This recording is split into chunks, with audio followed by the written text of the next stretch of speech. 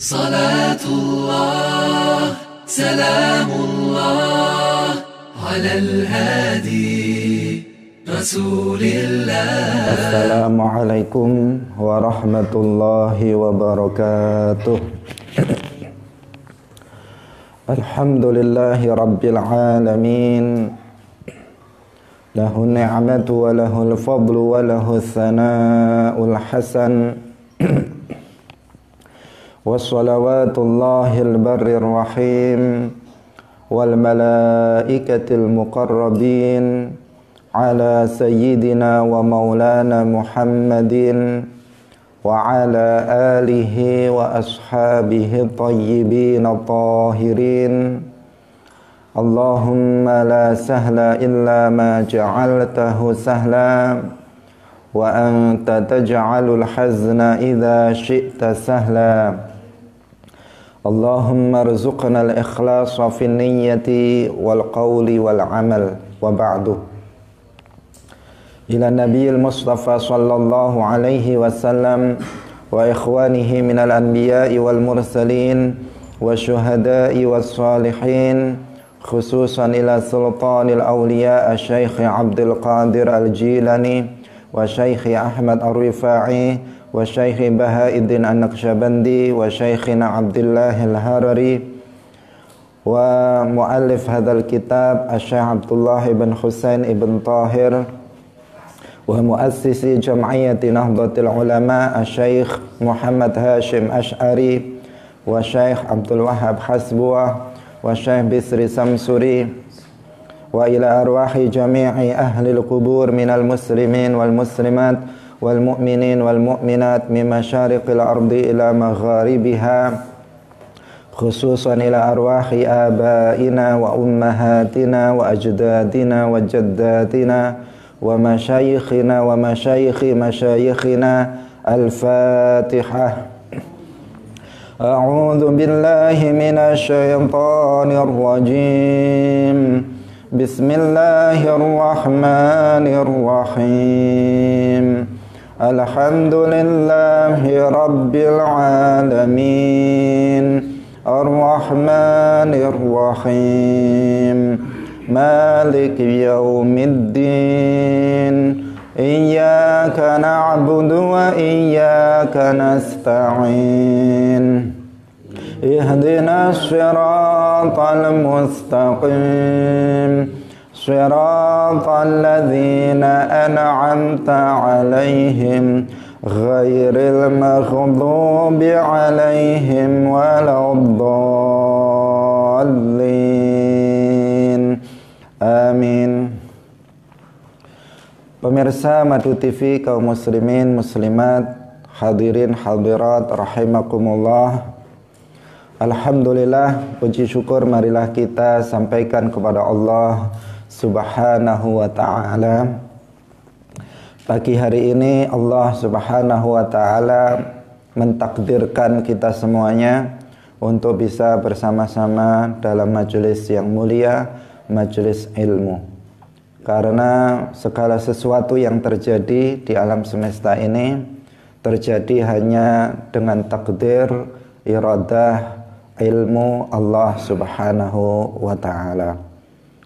Salawat dan salam semoga tetap terlimpahkan kepada Nabi Agung, makhluk termulia, Imamul Anbiya wal Mursalin, Sayyidina wa Maulana Muhammad sallallahu alaihi wasallam, juga keluarganya, para sahabatnya, serta seluruh umat Islam yang mengikuti beliau ila yaumil qiyamah.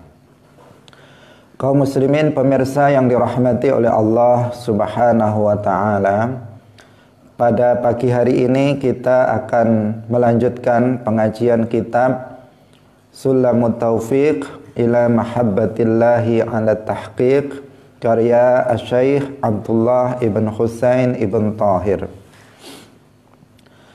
Silahkan bagi para pemirsa atau hadirin yang memiliki kitab ini, penjelasan kitab singkat, kitab Sulamut Taufiq. Kitab ini ditulis itu lengkap. Yang pertama ada matan kitab Sulamut Taufiq, kemudian ada terjemahannya, setelah itu ada penjelasan singkatnya. Bisa memakai kitab ini. Bagi yang belum memiliki bisa langsung menyimak pada kitab yang biasa beredar, kitab kuning, Sulamut Taufiq. Qala al-muallifu rahimahullahu ta'ala, faslun yajibu ala kafatil mukallafin ad-dukhulu fi dinil Islam wa thubutu fihi ala ad-dawami waltizamu ma lazima alaihi minal ahkami. Faslun utawi iki iku fasal suwiji. Yajibu wajib ala kafatil mukallafina ing atase sekabehane wong mukallaf.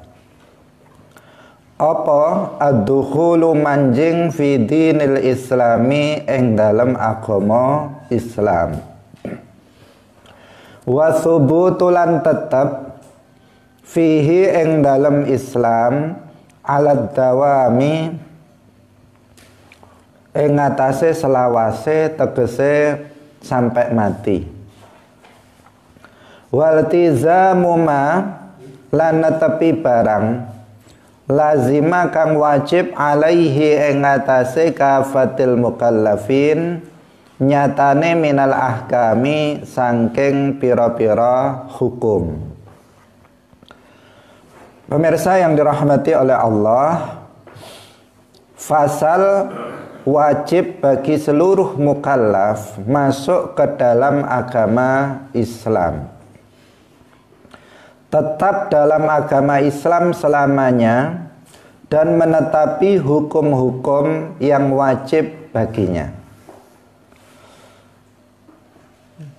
Pada bagian awal dari kitab Sulamut Taufiq ini, musannif menjelaskan tentang kewajiban orang mukallaf. Pertanyaannya, siapakah orang mukallaf itu?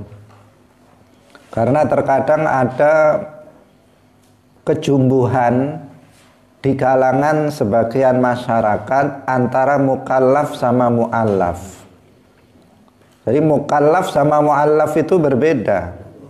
Kalau mu'allaf itu orang yang baru masuk Islam, itu mu'allaf dan hatinya masih lemah dalam keislamannya, disebut mu'allaf.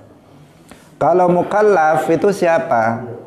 Mukallaf itu isim maf'ul dari kallafa yukallifu fahuwa mukallifun wa dzaka mukallafun. Kalau secara bahasa artinya orang yang dibebani. Secara bahasa orang yang dibebani. Dibebani apa? Dibebani untuk menjalankan syariat Islam. Kalau ada perintah di dalam Al-Quran, maka yang dituju oleh perintah itu adalah mukallaf. Jika ada larangan di dalam Al-Quran, maka yang dilarang dalam Al-Quran itu adalah mukallaf. Demikian juga kalau ada dalam hadis perintah atau larangan, maka yang dituju di situ adalah orang mukallaf. Misalnya di dalam Al-Quran ada perintah aqimus shalah, dirikanlah sholat. Siapa yang wajib sholat? Mukallaf. Kalau di dalam Al-Quran misalnya disebutkan wala taqrabuz zina, jangan mendekati zina. Siapa yang dilarang di situ? Jawabannya mukallaf. Jadi mukallaf itu orang yang sudah terbebani untuk menjalankan syariat Islam. Mukallaf adalah orang yang mukhatab, yang dituju dalam perintah dan larangan yang ada di dalam Al-Quran maupun dalam hadis. Itulah yang disebut mukallaf. Nah, kapan seseorang itu menjadi seorang mukallaf? Kapan seseorang disebut sebagai orang mukallaf? Nah, mukallaf adalah orang yang baligh, berakal, dan telah sampai kepadanya dakwah Islam. Jadi kriterianya 3 ini. Yang pertama, dia adalah orang yang sudah balik. Yang kedua, dia orang yang berakal. Yang ketiga, telah sampai kepadanya dakwah Islam. Yang pertama, dia sudah balik, artinya bukan anak-anak. Tanda seorang laki-laki itu telah balik itu satu dari dua perkara. Tanda seorang perempuan itu sudah balik adalah satu dari tiga perkara. Nah, seorang laki-laki tanda baliknya salah satu dari dua. Salah satu, bukan dua-duanya, tetapi salah satunya. Yaitu yang pertama adalah ru'yatul mani, mengeluarkan mani. Dan yang kedua adalah umurnya telah sampai 15 tahun Qamariyah. Nah, umurnya telah sampai 15 tahun Qamariyah atau Hijriyah.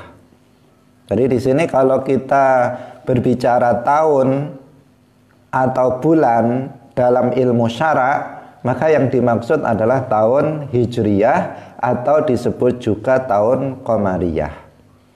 Bukan tahun umum, bukan. Nah, jadi kita ini harus digarisbawahi. Kalau kita sedang belajar ilmu syara, kok disebut bulan atau disebut tahun, maka yang dimaksud adalah tahun Hijriyah atau bulan Hijriyah, agar nanti tidak salah persepsi. Jadi seorang laki-laki itu menjadi balik, disebut balik apabila ada salah satu dari dua perkara ini.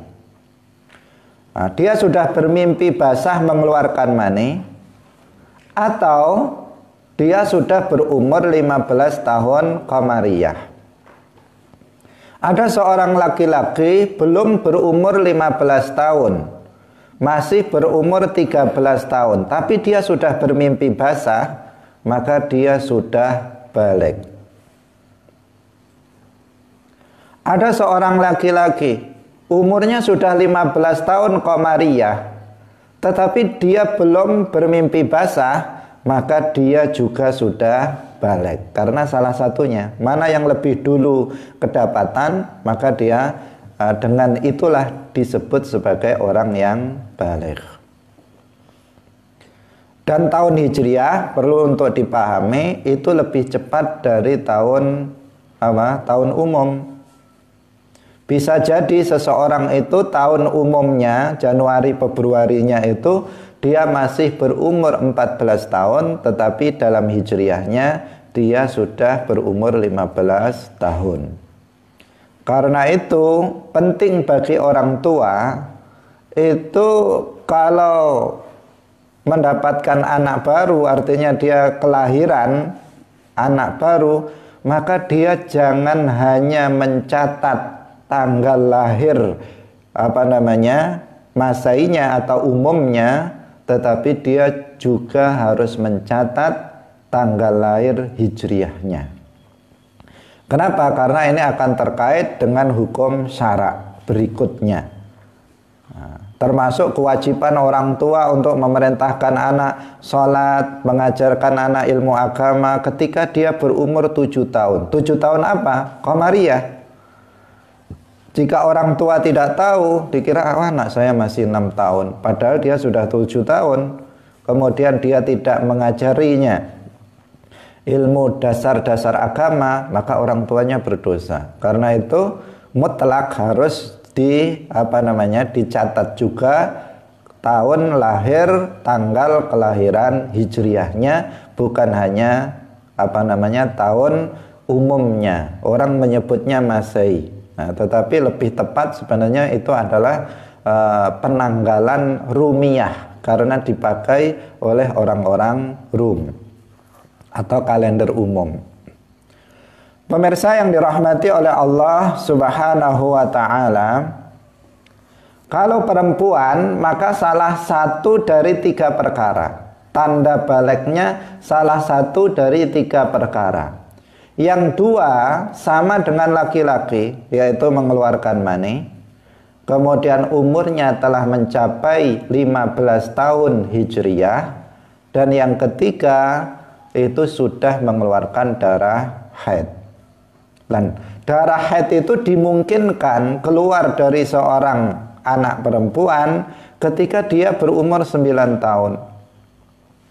Kalau ada anak umur 9 tahun dia kok sudah haid, berarti dia sudah balik meskipun belum berumur 15 tahun Hijriyah. Kalau ada anak berumur 9 tahun belum haid, tapi kemudian ketika berumur 10 tahun dia bermimpi basah, maka dia sudah balik. Ada anak perempuan sudah berumur 15 tahun Hijriyah, tapi dia belum haid dan belum bermimpi basah, tapi dia sudah berumur 15 tahun Hijriyah, maka perempuan itu sudah balik, karena tandanya salah satu dari tiga, bukan tiga-tiganya, tetapi salah satu dari tiga. Bukan hanya haid saja tandanya, tetapi juga mengeluarkan mani dan berumur sampai berumur 15 tahun Hijriyah. Nah, bisa dipahami ya, salah satu dari tiga. Kalau laki-laki salah satu dari dua. Salah satu artinya tidak harus dua-duanya, tidak harus tiga-tiganya. Mana dari dua yang lebih dulu terjadi, maka dia balik. Mana dari tiga yang lebih dulu terjadi, maka dia balik.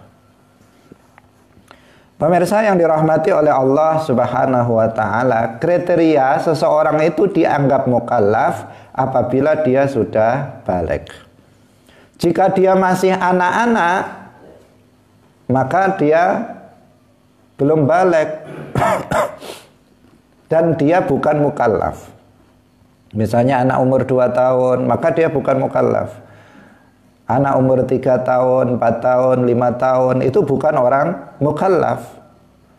Seandainya anak umur 5, 6, 7 tahun misalnya, dia tidak sholat, maka dia tidak berdosa. Dia tidak puasa, maka dia tidak berdosa. Kenapa? Karena dia bukan mukallaf, belum terbebani untuk menjalankan syariat Islam. Yang pertama. Yang kedua, kriterianya itu berakal. Kalau ada orang gila, maka dia bukan mukallaf. Ada orang gila misalnya lewat jalan telanjang misalnya, maka dia nggak berdosa. Karena apa? Dia bukan mukallaf. Ada orang gila, dia nggak sholat, nggak puasa, maka kalian jangan sampai meri. Wah, enak ya jadi orang gila nggak puasa. Mereka nggak berdosa. Mereka nggak puasa nggak berdosa. Mereka nggak sholat nggak berdosa. Karena apa? Bukan mukallaf. Mukallaf itu kriterianya yang kedua, dia berakal. Nah, kita berakal, maka kita mukallaf, maka wajib kita untuk menjalankan syariat Islam. Itu. Kemudian yang ketiga ini kriteria yang khusus terkait dengan masalah akidah. Biasanya dalam kitab-kitab itu ketika disebut mukallaf, ay al-balighul aqil, hanya balik dan berakal. Tetapi yang ketiga ini juga merupakan bagian jika kita konteksnya itu berbicara tentang masalah akidah yang terkait dengan masalah orang kafir atau bukan orang kafir. Maka di sini kita termasuk, yaitu telah sampai kepadanya dakwah Islam. Yang dimaksud dengan dakwah Islam di sini bukan rincian dakwah Islam, tetapi yang dimaksud dengan dakwah Islam adalah 2 kalimat syahadat, aslud dakwah, 2 kalimat syahadat.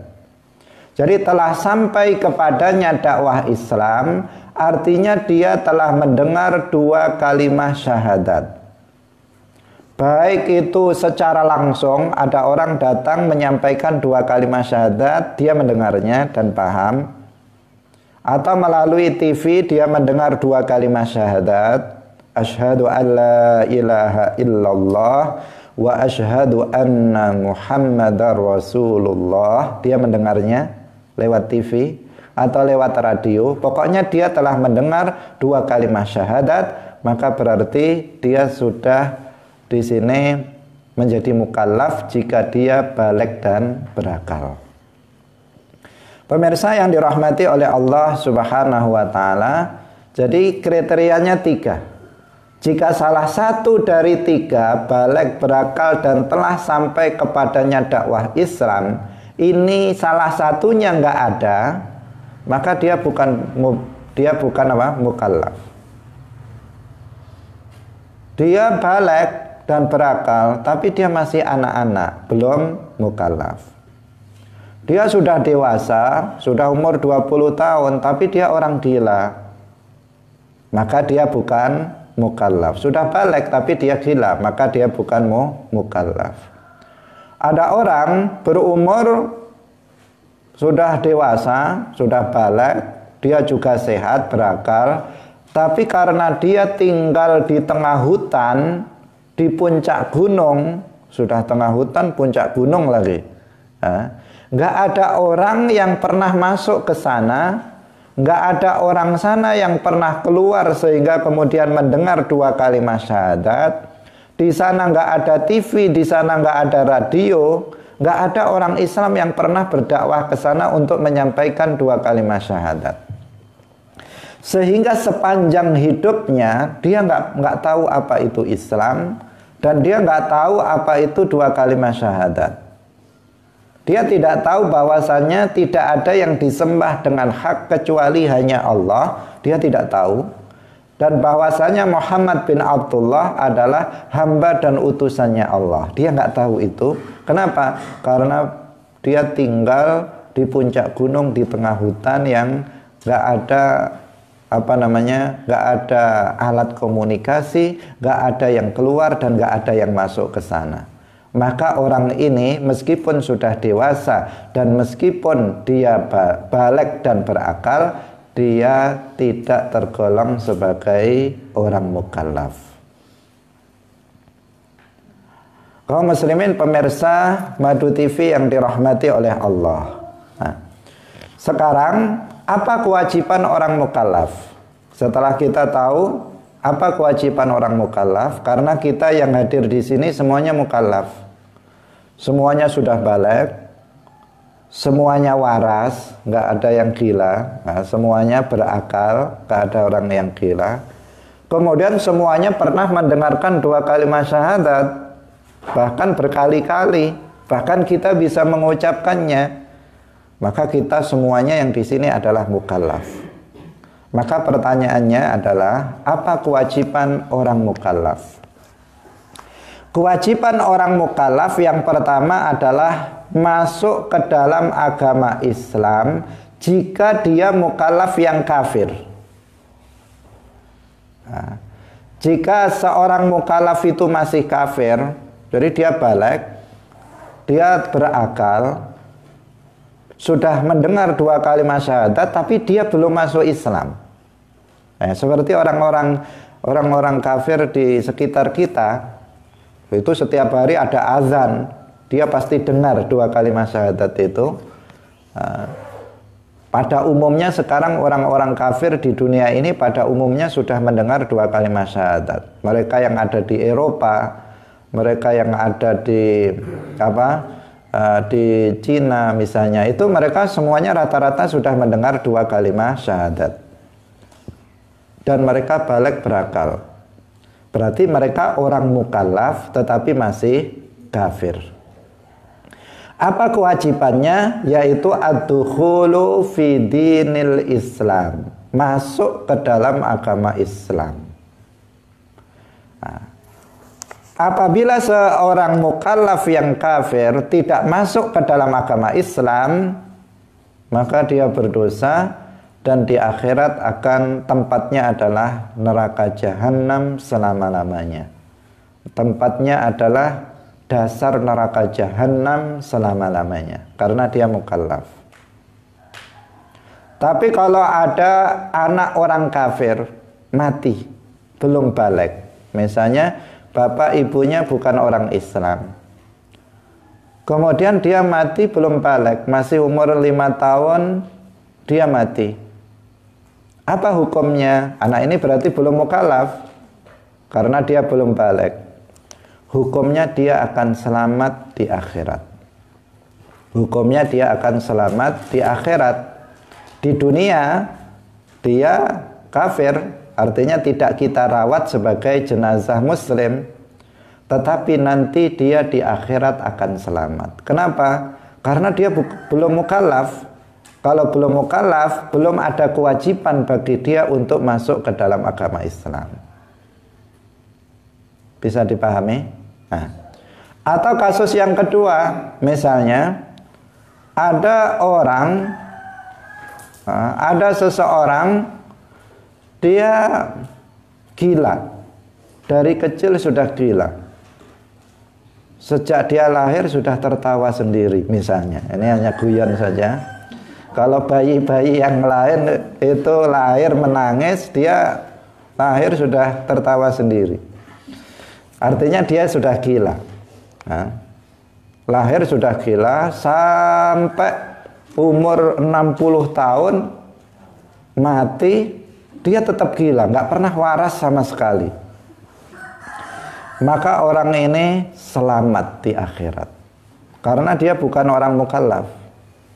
Kalau dia mati dalam keadaan gila, maka dia akan selamat. Jika apa? Gilanya itu sejak sebelum balik. Tapi kalau gilanya itu setelah balik, misalnya umur 17 tahun baru gila karena putus cinta misalnya, kemudian dia gila umur 17 tahun sampai dia mati masih gila. Maka di sini bagaimana? Dilihat. Ketika dia mukallaf itu, kalau misalnya ukurannya umur 15 tahun misalnya, dia sudah masuk Islam sampai umur 17 tahun, ketika dia memulai gila itu dia dalam keadaan muslim, maka hukumnya dia muslim. Nanti di akhirat ya di surga tempatnya. Tetapi kalau dalam waktu 2 tahun dia masih sebagai orang yang kafir, sehingga dia kemudian gila sampai mati, maka berarti dia adalah orang kafir. Nah, jadi dilihat waktu ketika dia mukallaf, apakah dia sudah masuk Islam atau belum, jika dia orang kafir. Nah, karena kalau sudah orang Islam tidak wajib masuk Islam. Yang wajib masuk Islam ini adalah seorang mukallaf yang masih kafir. Pemirsa kaum muslimin yang dirahmati oleh Allah Subhanahu wa ta'ala. Atau ada seseorang tinggal jauh di tengah hutan tadi, di puncak gunung di tengah hutan, belum pernah mendengarkan 2 kalimat syahadat. Karena itulah maka dia tidak masuk Islam. Sudah pakaiannya seperti itu, dia tidak masuk Islam. Pokoknya memang dia nggak pernah mendengar dakwah Islam sama sekali sampai mati, nggak pernah mendengar 2 kalimat syahadat. Maka orang ini nanti di akhirat selamat. Dia akan masuk surga, dia akan selamat, tidak akan masuk ke dalam neraka. Kenapa? Karena dia belum mukallaf, dia bukan mukallaf. Ini sama dengan ahlul fatrah. Wa ma kunna mu'adzibina hatta nab'atsa rasula. Di dalam Al-Qur'an disebutkan, dan kami tidak menyiksa seorang makhluk sampai kami mengutus seorang rasul. Pada masa antara Sayyidina Isa alaihi salam dan Sayyidina Muhammad sallallahu alaihi wasallam, itu ada masa namanya jahiliyah kedua. Lamanya 500 tahun. Lamanya 500 tahun. ketika itu terjadi kekosongan di muka bumi ini, terjadi kekosongan, tidak ada Islam. Jadi semua para nabi itu kan mengajarkan agama Islam. Nah, setelah Nabi Isa diangkat ke langit, kemudian para muridnya yang muslim ini kemudian satu persatu wafat, kemudian terjadi di bumi ini kosong dari Islam, nggak ada orang yang memeluk Islam. Sehingga pada masa itu ada sebagian orang yang, atau orang-orang ketika itu tidak pernah mendengar 2 kalimat syahadat. Maka orang-orang yang mati ketika itu di akhirat selamat. Berdasarkan ayat ini, wa ma kunna mu'adzibina hatta nab'atsa rasula. Maka sebagian ulama kemudian mengatakan, kalau Ahlus Sunnah wal Jamaah itu menegaskan bahwa ayah dan ibu Rasulullah itu selamat di akhirat, tidak masuk neraka. Itu keyakinan Ahlus Sunnah wal Jamaah seluruhnya. Tetapi kenapa kedua orang tua Rasulullah itu selamat di akhirat? Sebagian ulama mengatakan karena keduanya itu tergolong sebagai ahlul fatrah. Ini menurut sebagian ulama. Keduanya tergolong sebagai ahlul fatrah, yaitu hidup pada masa belum diutusnya seorang rasul setelah Nabi Isa alaihi salam. Sehingga bapak dan ibunya Nabi itu selamat di surga, bukan di neraka seperti yang dikatakan oleh orang Wahabi. Sebagian ulama yang lain mengatakan bahwa keduanya memang sudah diberikan ilham oleh Allah untuk masuk Islam. Sehingga Sayyidah Aminah itu bukan hanya seorang muslimah, tetapi Sayyidah Aminah ibunda Rasulullah itu adalah seorang waliyah, seorang wali perempuan. Buktinya bahwa beliau melihat atau memiliki karomah-karomah, khususnya ketika beliau mengandung Rasulullah Sallallahu Alaihi Wasallam. Dan jika Allah berkehendak, maka itu sesuatu yang mungkin. Allah memberikan ilham keduanya untuk masuk Islam meskipun Rasulullah belum diutus. Pendapat yang ketiga mengatakan bahwa kedua orang tua Rasulullah ketika Rasulullah telah diutus itu dihidupkan oleh Allah, sehingga keduanya mengucapkan 2 kalimat syahadat, kemudian setelah itu diwafatkan kembali dalam keadaan muslim. Ini tetapi semuanya sepakat bahwa kedua orang tua Nabi, bapak dan ibunya itu di surga selamat, tidak di neraka. Sedangkan hadis yang ini dijadikan sebagai dasar oleh orang Wahabi, hadis ini ada dalam Sahih Muslim yang mengatakan inna abi wa abaka finnar, yang dimaknai secara harfiah itu sesungguhnya ayahku dan ayahmu itu di neraka. Hadis ini didhaifkan oleh para ulama. Di antara yang mendhaifkannya adalah Al-Hafidz As-Suyuti. Al-Hafidz As-Suyuti dalam kitab Najat Walidai Ar-Rasul, beliau mengatakan hadis ini adalah dhaif, dan hadis yang dhaif tidak bisa dijadikan sebagai hujjah di dalam permasalahan akidah. Dalam masalah akidah. Kalau dalam masalah fadhailul a'mal, hadis dhaif masih bisa diamalkan selama tidak dhaif sekali. Tetapi dalam masalah akidah, hadis dhaif tidak bisa digunakan sebagai hujjah. Kaum muslimin pemirsa yang dirahmati oleh Allah Subhanahu wa taala. Kemudian pertanyaan berikutnya adalah kenapa setiap orang itu wajib masuk ke dalam agama Islam? Alasannya yang pertama, karena Islam adalah satu-satunya agama yang benar.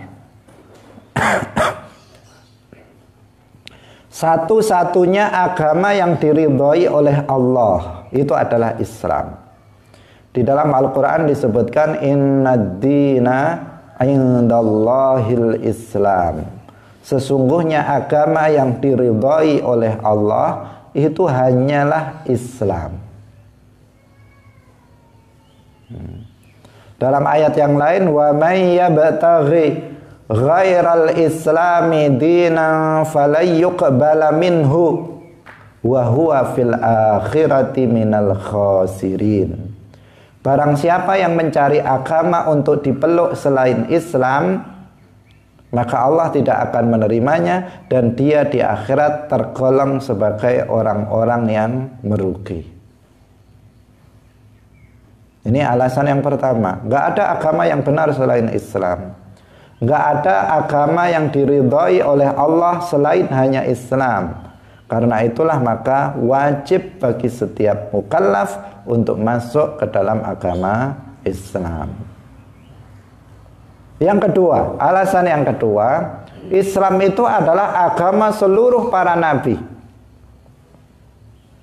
Dalam hadis Rasulullah Shallallahu Alaihi Wasallam bersabda, al-anbiya'u ikhwatun li'allad dinuhum wahidun wa ummahatuhum syatta.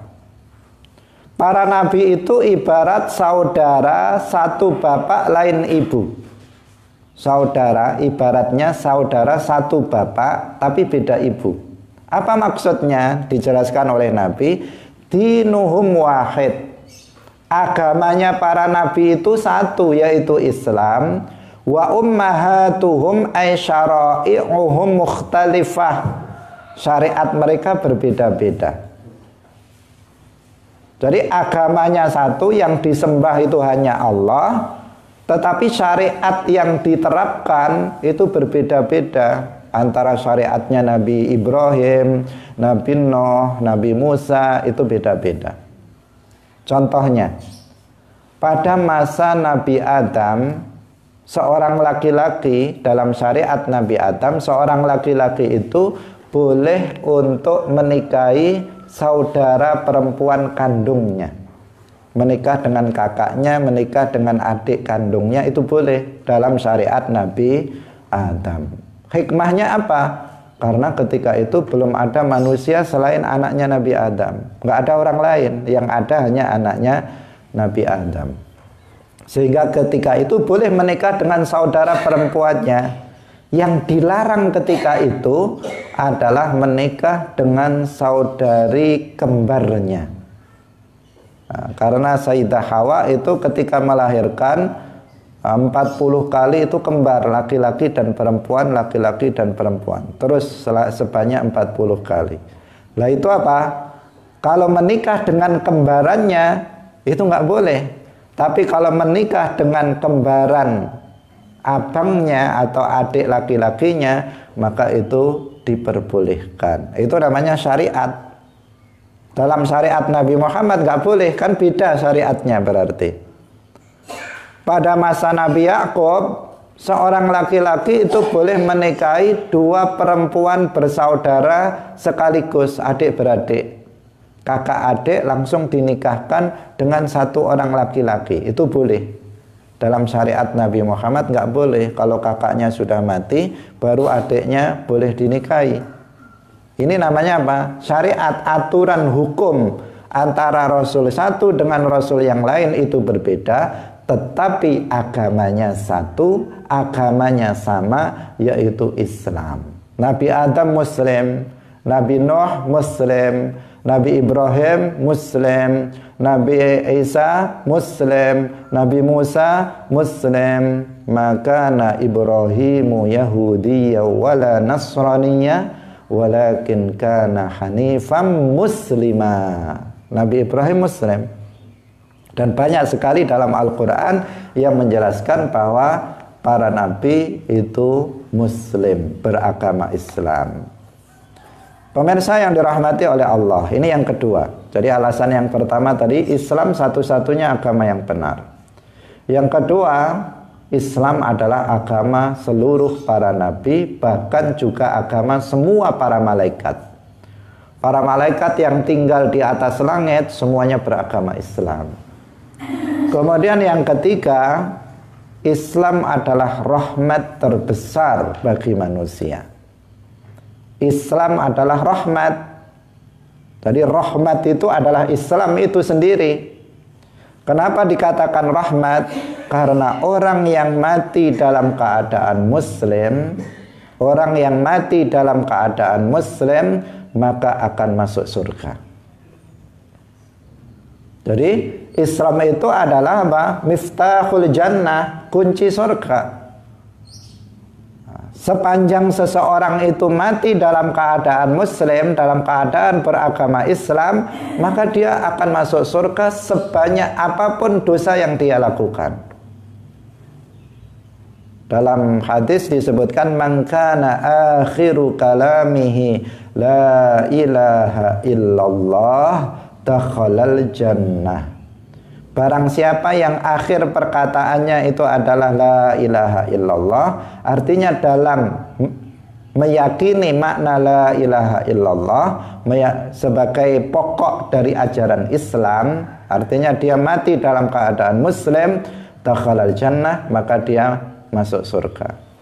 Hanya saja jika dia mati dalam keadaan muslim tapi dosanya banyak sekali, maka di akhirat tergantung kepada kehendak Allah.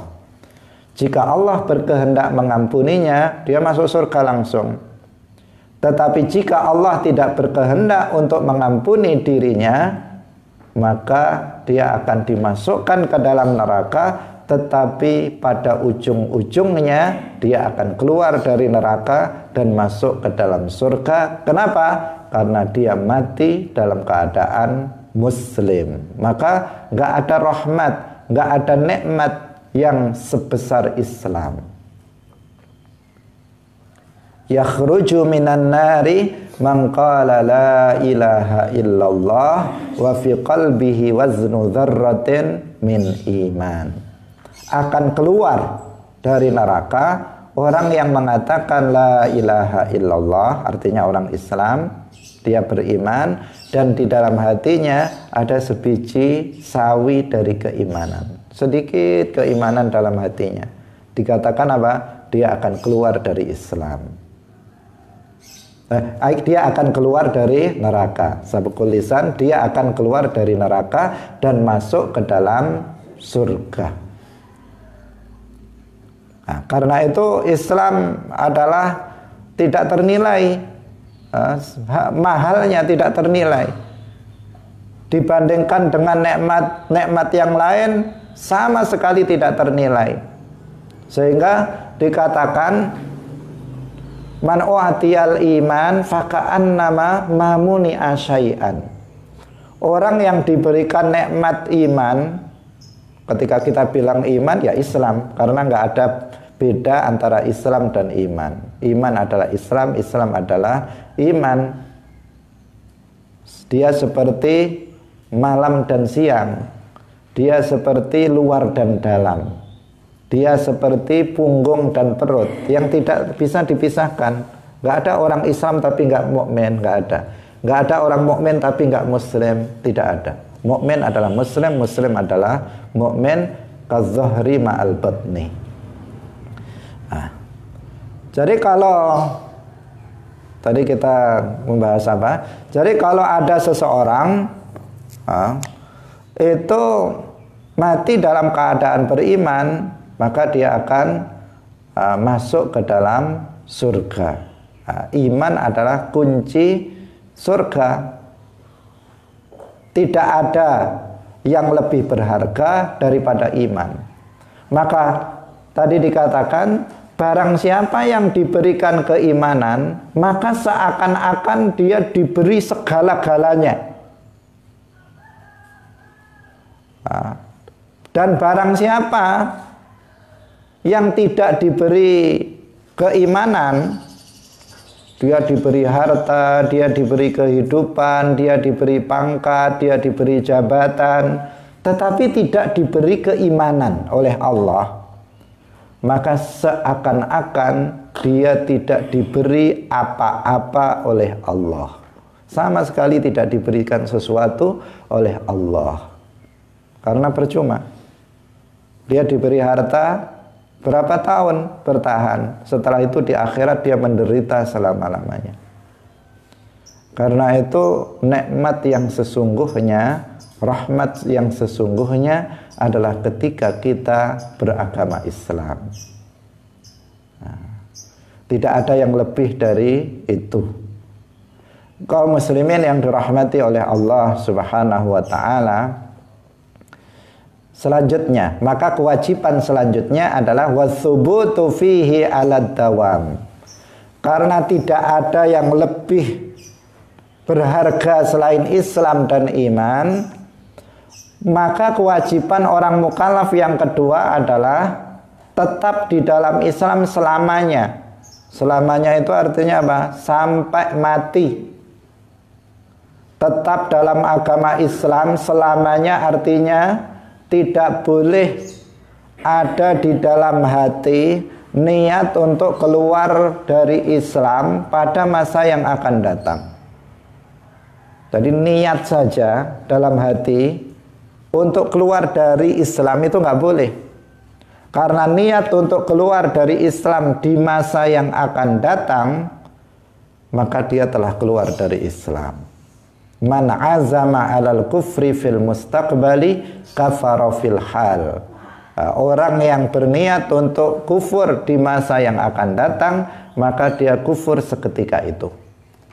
Kalau ada orang dalam hatinya mengatakan seminggu lagi saya akan keluar dari Islam, maka hari itu juga dia telah keluar dari Islam, tidak menunggu seminggu lagi.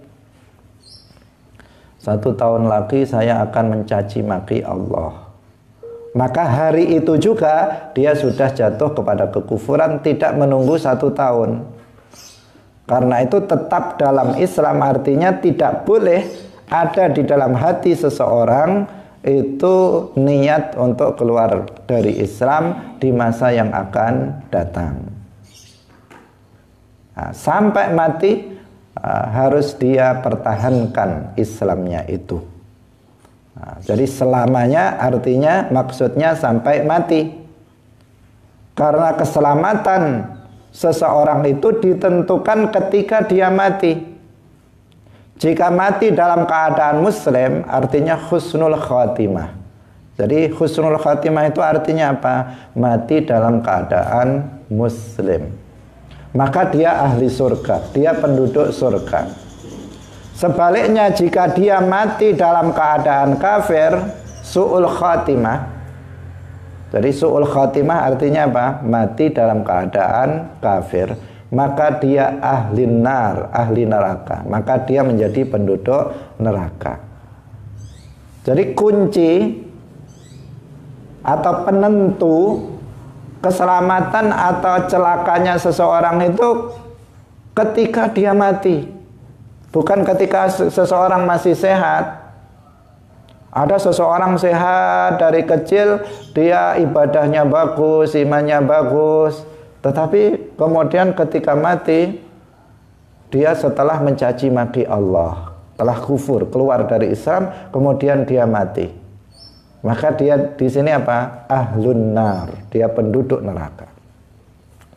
Ada seseorang dari kecil dia non muslim misalnya, ketika akan mati dia mengucapkan 2 kalimat syahadat, masuk Islam, kemudian dia mati, maka ini ahlul jannah, penduduk surga.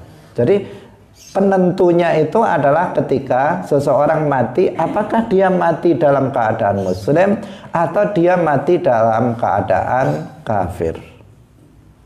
Karena itu kita sering berdoa minta kepada Allah agar mati husnul khotimah, artinya mati dalam keadaan beriman, mati dalam keadaan muslim.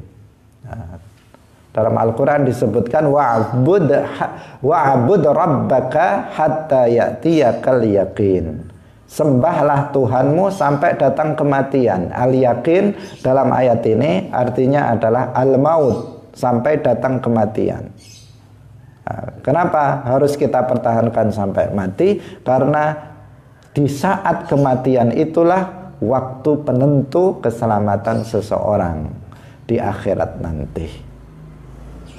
Nah, karena itu harus hati-hati. Tapi nggak boleh seseorang, kalau begitu ya udah sekarang ngomong semaunya, kufur tidak masalah. Nanti kalau saya mau mati, saya akan masuk Islam misalnya. Nggak bisa, karena apa? Mati itu datang tiba-tiba. Mati itu selalu datang tiba-tiba. Meskipun sudah sakit 10 tahun, tapi bagi dia mati itu tiba-tiba. Kenapa? Karena pikiran dia masih hidup seterusnya. Sehingga ketika mati dia belum siap. Sehingga seakan-akan kematian itu selalu datang tiba-tiba dan kita tidak tahu kapan kita mati. Karena itu tugas kita harus mempertahankan Islam itu sampai kita mati. Jangan sampai ada di dalam hati keinginan untuk meninggalkan agama Islam.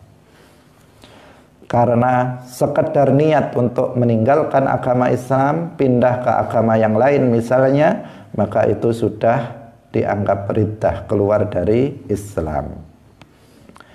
Kemudian waltizamu ma lazima alaihi minal ahkam. Kewajiban seorang mukallaf yang ketiga adalah menetapi hukum yang wajib baginya, yaitu dengan menjalankan seluruh perkara-perkara yang diwajibkan oleh Allah dan meninggalkan seluruh perkara-perkara yang diharamkan oleh Allah. Dengan pengertian apa? Takwa. Jadi ada kewajiban setelah muslim, seseorang itu muslim, maka kewajibannya adalah bertakwa. Berarti yang dua ini adalah kewajiban bagi mukallaf yang muslim. Kewajiban bagi mukallaf yang kafir apa? Masuk ke dalam agama Islam. Kalau dia belum masuk ke dalam agama Islam, maka belum ada kewajiban untuk menjalankan syariat Islam. Tidak kita katakan kepada orang kafir, misalnya ada orang kafir, maka enggak kita katakan kamu sholatlah, kamu puasa Ramadan lah, enggak kita katakan seperti itu. Tapi kita katakan kamu masuklah Islam. Itu jika mukallaf itu apa? Kafir. Tapi jika seorang mukallaf itu adalah mukallaf yang muslim, maka kamu sholatlah, kamu puasa Ramadan lah, kamu jangan melakukan yang haram, kamu jalankanlah yang wajib. Karena mukallaf yang muslim wajib menjalankan syariat Islam. Jadi waltizamu ma lazima alaihi minal ahkam artinya wajib bagi dia untuk menjalankan syariat Islam seperti yang kita jelaskan di awal. Dia wajib untuk menjalankan perintah-perintah Allah yang ada di dalam Al-Quran yang hukumnya wajib. Kewajiban yang diwajibkan oleh Rasulullah, dia wajib meninggalkan semua yang diharamkan oleh Allah dan Rasulnya. Ini kewajiban yang ketiga.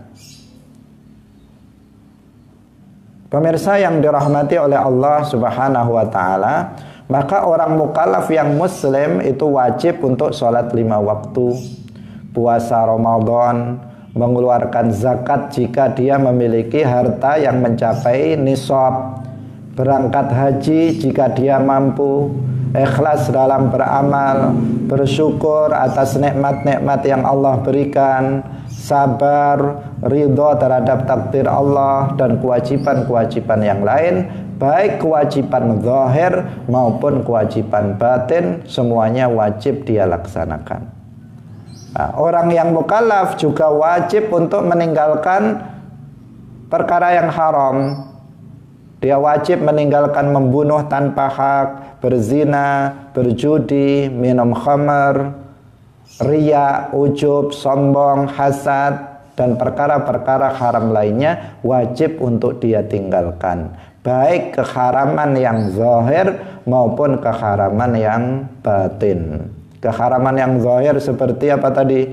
Seperti membunuh, berjudi, minum khamar, itu zahir. Ada yang batin seperti riya, sombong, hasad, itu larangan perkara haram yang batin. Semuanya harus ditinggalkan. Itu wajib hukumnya bagi siapa? Seorang mukallaf yang muslim. Seorang mukallaf yang muslim. Bagi mukallaf yang masih kafir, kewajibannya apa? Masuk ke dalam agama Islam. Setelah masuk ke dalam agama Islam, maka berarti dia menjadi mukallaf yang muslim, maka kewajibannya mempertahankan Islamnya sampai mati, kemudian dia wajib mengamalkan syariat Islam. Apa itu syariat? Mengamalkan syariat Islam itu bagaimana? Menjalankan yang wajib dan meninggalkan yang haram. Bagaimana cara melakukannya? Harus didahului dengan belajar ilmu agama. Karena tanpa belajar ilmu agama, seseorang nggak akan tahu apa yang diwajibkan oleh Allah, apa saja yang wajib itu. Jadi yang wajib itu bukan hanya sholat 5 waktu, bukan hanya puasa Ramadan, tetapi yang wajib itu jumlahnya banyak sekali. Harus kita ketahui dan harus kita pelajari tata cara mengerjakannya agar kita lepas kewajiban dalam menjalankan kewajiban. Perkara yang haram itu bukan hanya membunuh, berzina, minum khamar, bukan hanya itu, tetapi perkara yang haram itu jumlahnya banyak sekali, yang seseorang harus belajar untuk mengetahui apa saja yang haram agar dia bisa meninggalkannya. Dalam kitab ini Sulamut Taufik disebutkan semuanya itu, sebagian besar, bukan seluruhnya tetapi sebagian besar disebutkan. Di akhir nanti kita akan membahas tentang hal-hal yang diharamkan. Nah, di akhir kitab ini jadi dikatakan haram, haram, haram, haram, haram, haram. Nanti apa yang haram dilihat, apa yang haram dipegang, apa yang haram diucapkan dan seterusnya. Nah, tujuannya agar kita bisa meninggalkan perkara-perkara yang haram. Karena sebagian orang nggak tahu kalau itu haram, dikira halal. Kenapa nggak tahu? Karena dia tidak mau hadir dalam majelis ilmu agama, sehingga dianggap yang haram itu halal.